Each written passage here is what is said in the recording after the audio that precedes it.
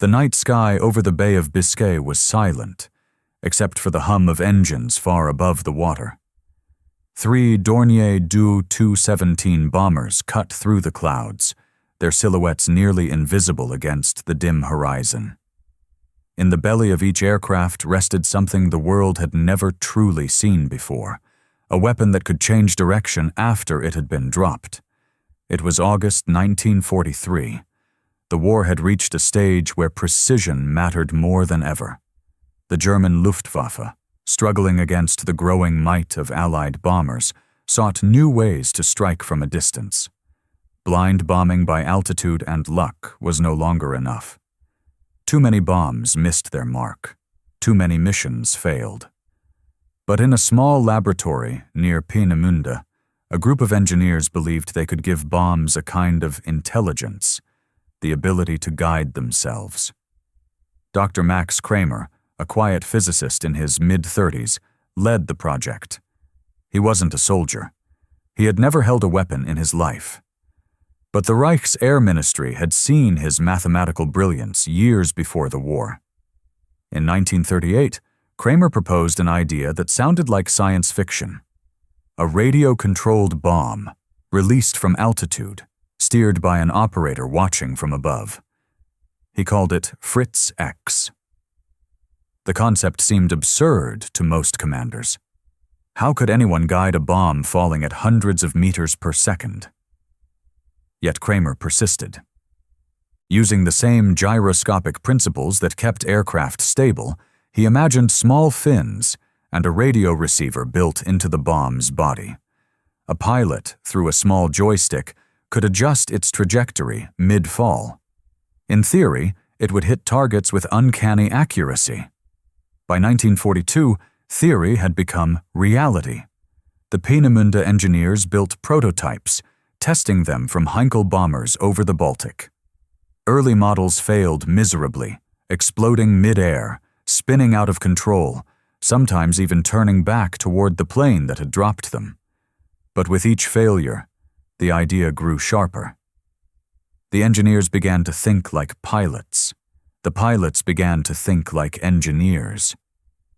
Kramer would stand at the test range, watching through binoculars as a dark shape fell toward the water. The radio operator beside him gripped a control box, eyes flicking between the bomb and a tracer flare that burned in its tail. The moment the signal flickered, 1 millisecond of interference, the bomb veered wildly off course. Then, silence. Another test lost. Each experiment consumed thousands of Reichsmarks and hours of fuel, a costly luxury as Germany's war machine strained under Allied pressure. Yet General Wolfram von Richthofen of the Luftwaffe's Second Air Fleet saw potential. He ordered continued development, convinced that guided bombs could destroy Allied ships without risking entire squadrons. If the project succeeded, the balance of naval warfare might shift overnight. Meanwhile, the Allies were closing in from every side. Italy was collapsing. The Mediterranean was alive with British convoys and American carriers. Traditional dive bombers like the Ju-87 Stuka had become easy prey for Allied fighters. To strike from high altitude meant survival. But from high altitude, accuracy was nearly impossible. Until now. At Foggia Airfield in southern Italy, Allied intelligence officers began intercepting fragments of German radio traffic. Mentions of a special bomb, notes about Peenemünde trials. Analysts thought it was another exaggeration, perhaps a long-range rocket or an improved torpedo. None suspected that within weeks, one of the most powerful warships in Europe would fall victim to the world's first precision weapon. Back in Germany, Kramer's team worked through nights that blurred into dawns. The lab smelled of oil, solder, and ozone. Sparks flew as technicians adjusted tiny servo motors, each no larger than a man's hand. The first Fritz X weighed over 1,400 kilograms and carried a 320-kilogram warhead. It wasn't just a bomb. It was a machine that could listen. To control it, operators relied on a simple radio transmitter the Kehl-Strasburg system, with a narrow frequency that allowed manual steering during descent. They painted the bomb's tail with luminous paint so that, from 6,000 meters above, the bombardier could watch its path against the sea. It was as much art as science. A small correction to the left, a quick push down. Too much input, and the bomb would spin. Too little, and it would drift helplessly. On the night of August 29, 1943, the final test succeeded. From a Dornier bomber above the Baltic, the Fritz X glowed faintly as it fell, twisting slightly, then correcting. The operator guided it, 1, 2, 3 adjustments, until it struck the target ship square amidships. The explosion tore through the hull. When the smoke cleared, the vessel was gone. Kramer simply said, "Now it works." The Luftwaffe High Command took notice immediately. Within days, plans were made to deploy the weapon operationally. The Italian front was chosen as the proving ground. After Mussolini's fall, Italy had secretly begun negotiating surrender. The German Navy feared its former allies' fleet might defect to the Allies. Among those ships was the Roma, the pride of the Italian Navy. In early September, orders came to the 100th Bomb Group stationed near Istres, France, intercept the Italian battleship convoy moving toward Malta. The pilots didn't yet understand what they carried beneath their aircraft. They only knew it was heavier than anything they'd dropped before. At dawn, on September 9, 1943, as the sun rose over the Tyrrhenian Sea, 3 Dornier bombers climbed into the sky. Beneath each wing, a gray metallic cylinder shimmered in the morning light. Fins extended, flare tail fitted. Below them, the Italian battleships Roma and Italia steamed toward Allied custody. Dr. Kramer wasn't there to witness what happened next. But his invention was. And for the first time in history, a bomb would steer itself toward its target. The radio operator adjusted his controls. A white flare burned in the falling bomb's tail. It drifted left, then right, then straightened. The battleship loomed below. The pilot watched in silence as the weapon descended. A bright flash, then a shockwave. The Roma split in two. High above, in that brief silence between thunder and disbelief, a realization struck. The age of guided weapons had begun. The explosion that tore through the Italian battleship Roma on September 9, 1943, echoed far beyond the Mediterranean. Within hours, Allied listening stations intercepted urgent Italian distress signals, reports of a mysterious bomb that had changed course in mid-air. To those who heard them, it sounded impossible. Bombs didn't turn. Bombs fell. But the wreck of the Roma told another story. She had been hit by something new, something precise. When German reconnaissance aircraft returned to base at Istres, the mood was strangely muted. Pilots were trained to celebrate victories, but this felt different. Lieutenant Hans-Dieter Flak, who had guided one of the Fritz X bombs that day, described the moment years later. It was like watching a mindless creature obey a human thought. We turned a steel cylinder into a decision. The Roma had been struck twice. The first hit near her bridge, killing Admiral Carlo Bergamini instantly. The second pierced the hull near the magazine, detonating thousands of tons of ammunition. The ship sank within minutes, taking over 1,300 men with her. The Italia, following nearby, was damaged but survived. For Dr. Max Kramer, news of the Roma's destruction reached Peenemünde within 2 days. The telegram was short. Fritz X operational success confirmed. Target destroyed. He sat in silence for a long time before whispering to his assistant. Then it's no longer an experiment. The Luftwaffe's high command immediately expanded the program. The once small engineering lab near Peenemünde was now part of a classified division under the Reich Air Ministry. New orders came down. increase production, improve the radio guidance, extend the range. Kramer's invention was no longer a prototype. It was a weapon of strategic importance. In the weeks that followed, Fritz X units were deployed across the Mediterranean. The Allies soon learned its name the hard way. On September 11, 1943, the British cruiser Uganda was struck off Salerno. 2 days later, the American light cruiser Savannah suffered a direct hit that ripped through 5 decks. On September 16th, the British ship Warspite, a veteran of both world wars, was bombed and left crippled, her engine rooms flooded, her guns silenced. For the Allies, it was a shock unlike any other. Ships that once relied on armor were now defenseless against weapons dropped from miles above. The Fritz X didn't just fall, it aimed. In Washington, the news reached the combined chiefs of staff. The coded reports described glide bombs of high precision, probably radio-controlled. Admiral Ernest King demanded immediate investigation. American scientists at the Naval Research Laboratory began testing countermeasures, jamming signals, radar interference, even painting ships with reflective coatings. But no one yet knew the frequency the Germans were using. Meanwhile, within the Luftwaffe, the Fritz X became both a technological marvel and a logistical nightmare. Each bomb had to be hand-assembled, calibrated, and fitted with a delicate radio receiver. The operator had to maintain line of sight with the bomb from release to impact. Cloud cover, smoke, or evasive maneuvers could break the signal. Only the most experienced crews could use it effectively. The 100th Bomber Group, based in southern France, became the elite strike unit for this new weapon. Pilots like Flak and Oberleutnant Heinrich Schmelter trained relentlessly, not to drop bombs, but to guide them. From their cockpits, they controlled the descent with a small box mounted beside the throttle.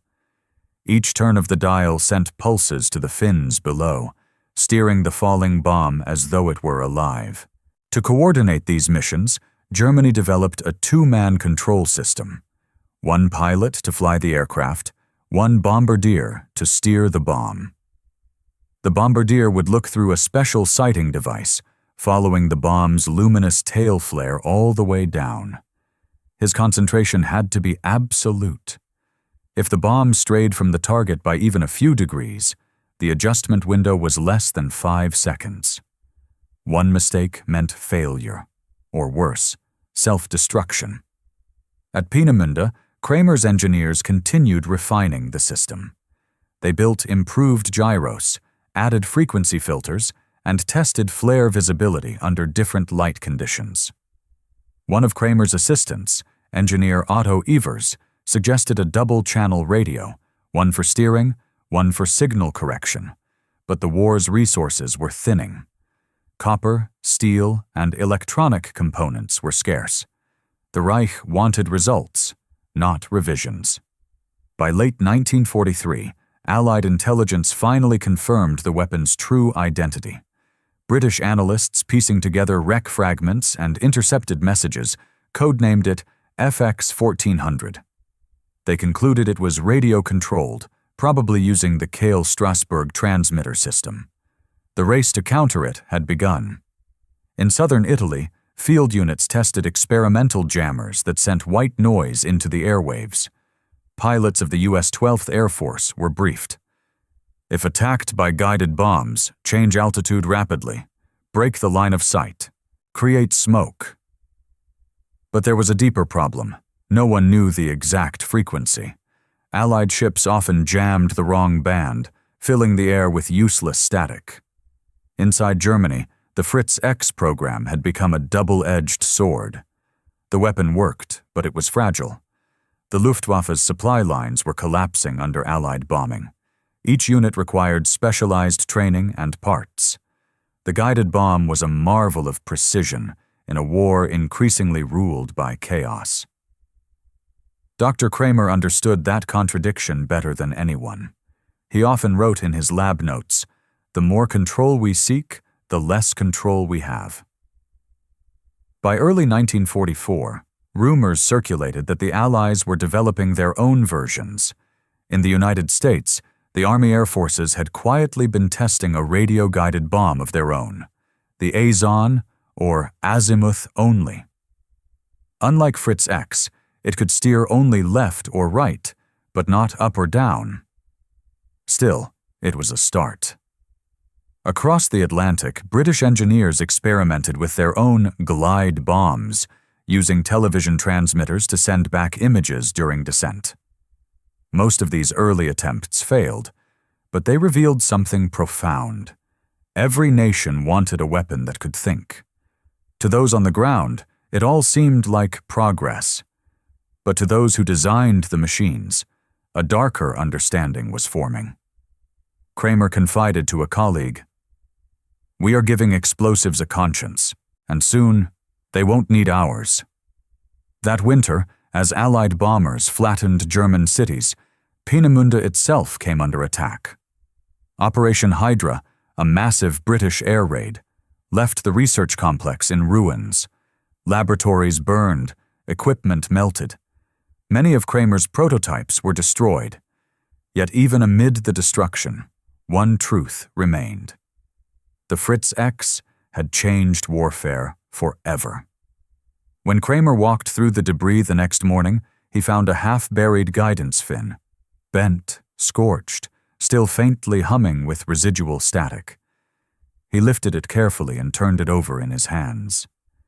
Somewhere inside that piece of metal was the idea that had cost thousands of lives and would shape the future of every conflict to come. He set it down, almost reverently, and said quietly, "They will build better ones, smarter ones, and one day they won't miss it all." Outside, the wind carried the faint sound of engines, another wave of Allied bombers approaching from the west. The sky rumbled again, but this time, Kramer didn't look up. He knew what was coming. He had built the future, and it was already falling. By the spring of 1944, the guided bomb dream that had once promised precision was turning into something else entirely, a mirror reflecting the moral cracks inside the German war machine. Factories lay in ruins, fuel was scarce, and the Luftwaffe no longer ruled the sky. Yet, deep in the surviving research hangars, Dr. Max Kramer and his engineers kept solering, recalibrating, testing. The Reich still demanded miracles. Every test flight was a small act of defiance against gravity and against despair. Technicians wired antennas through scorched fuselages, their fingers black with oil. The smell of cordite mixed with damp concrete. A young assistant named Evers noted in his diary, "We are building devices that respond like trained dogs, but no one asks what happens when the leash breaks." Kramer's latest prototype, the HH-293A1, could glide farther and be steered with greater finesse than the original Fritz X. Its slim wings carried a pulse jet booster that pushed it toward the target before the radio link took over. On paper, it looked elegant, almost graceful. In practice, it was temperamental, sensitive to cross winds and the trembling hands of the operator. Each mission demanded a fragile choreography. The bomber crew had to climb to 6,000 meters, spot the target through haze, release the weapon, then keep eyes fixed on the burning flare in its tail. One wrong bank, one cloud, and the bomb vanished from sight. And control. Pilots often returned shaken, some refusing to fly again. One recalled, "You felt connected to the thing, like you were falling with it, and when it hit, part of you hit too." Kramer rarely saw the front lines, but fragments of his creation came back to him in wooden crates, twisted fins, shattered receivers, melted gyros. He cataloged each piece meticulously, labeling failures with thin red ink. To him, data still mattered. To the men above him, only results did. By mid-1944, Allied air power had grown overwhelming. The guided bombs that once sank battleships were now useless against endless bomber formations.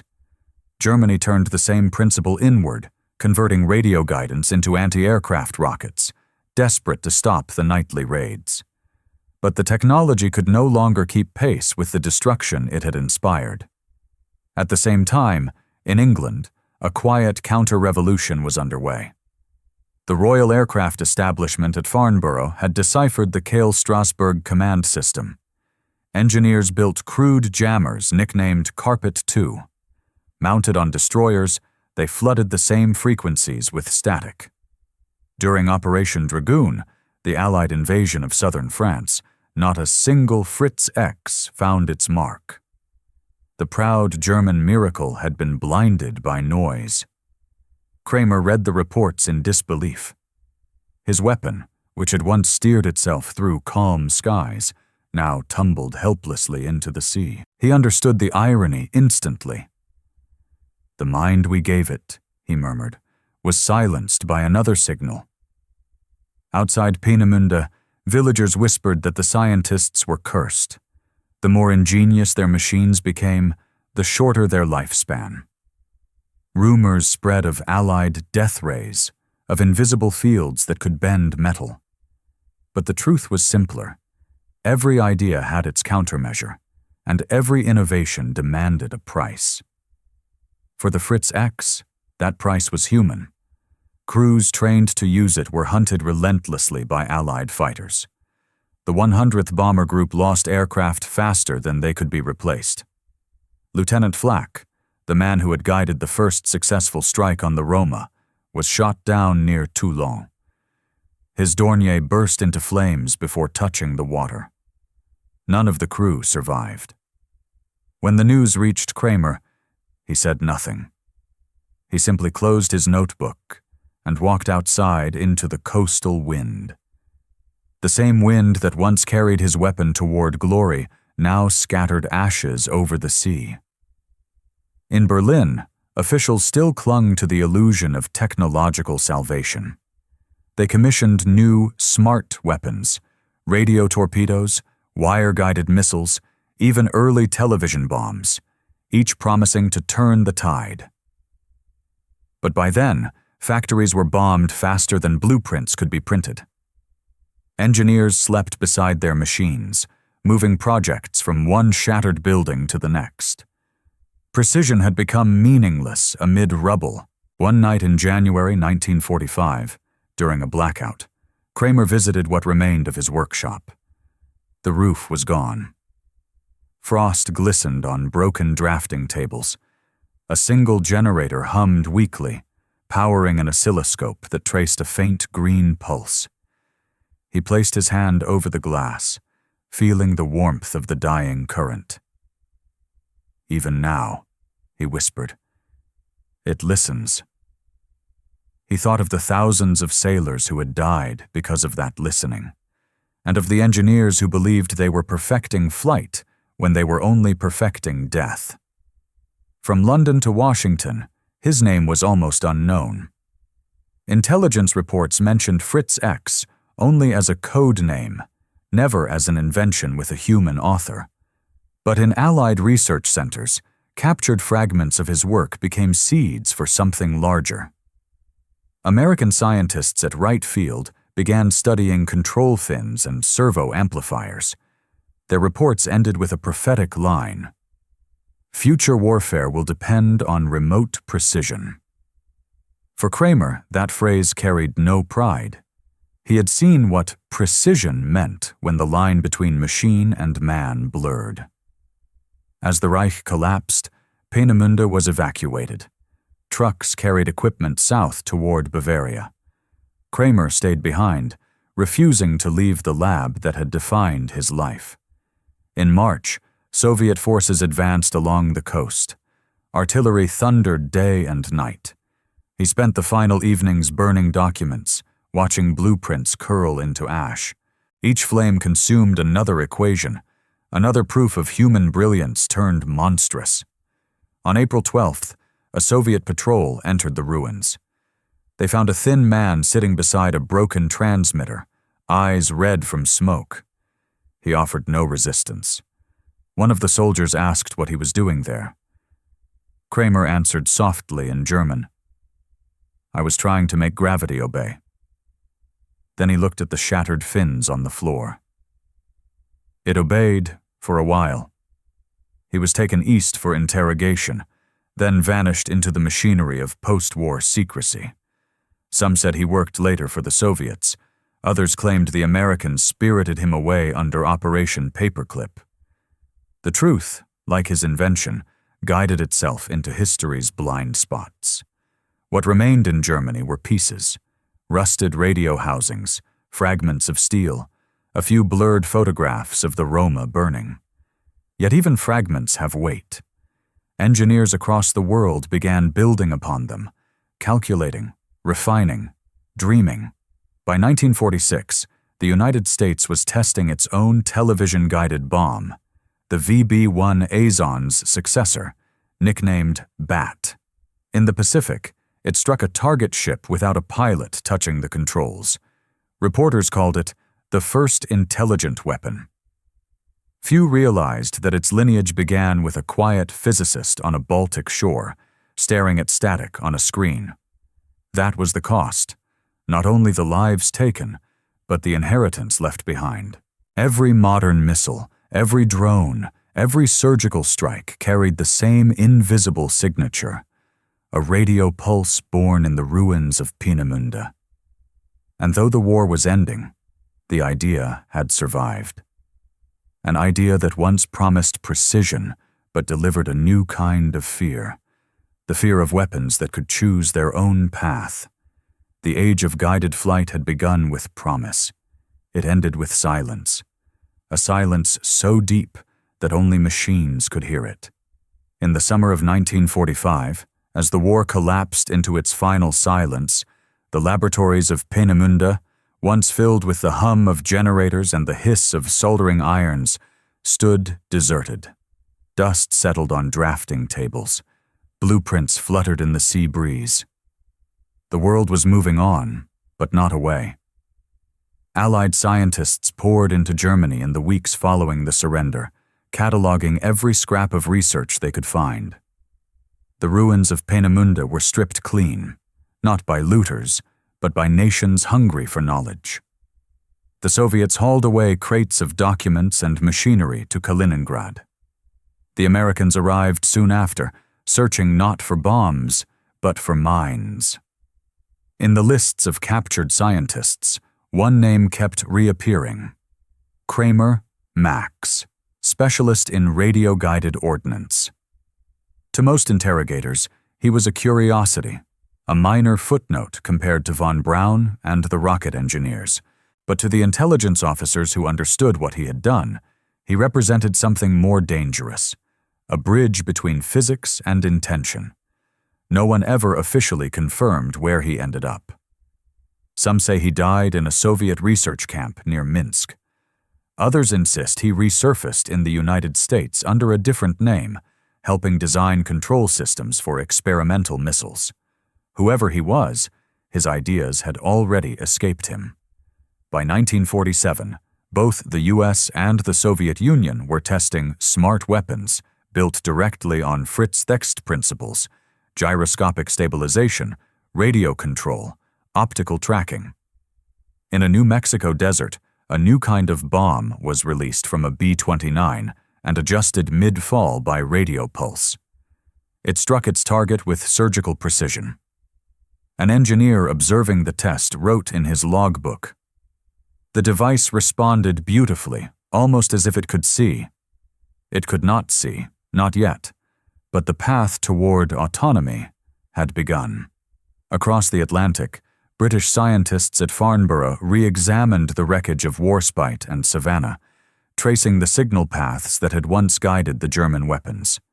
They built models, ran simulations, and quietly acknowledged a truth that no one wanted to say aloud. The future of warfare would not be fought by men alone. In the ruins of Europe, old fears mixed with new ambitions. The same technology that had sunk the Roma was now being used to aim the next generation of rockets, missiles, and torpedoes. Precision had become the new morality, a promise that destruction could somehow be humane if it was accurate enough. But accuracy, like conscience, was only as pure as the hand that held the transmitter. In 1948, the U.S. Navy unveiled the ASM-N2 Bat, a radar-guided glide bomb capable of finding its own target. Its wings resembled those of the HS-293, its control fins identical in shape to Fritz X. It was presented as an American achievement, a triumph of science and ingenuity. Few mentioned that its great-grandfather had once borne a swastika. At the same time, Soviet engineers tested their own versions, sometimes using parts from captured German stockpiles. The Cold War was beginning, and with it came a silent competition not just for dominance, but for precision. Guided weapons became the new frontier, invisible threads stretching from cockpit to target, from human intention to mechanical obedience. And somewhere in the space between those two, between thought and impact, the spirit of Max Kramer lingered. He had never sought fame, never even military glory.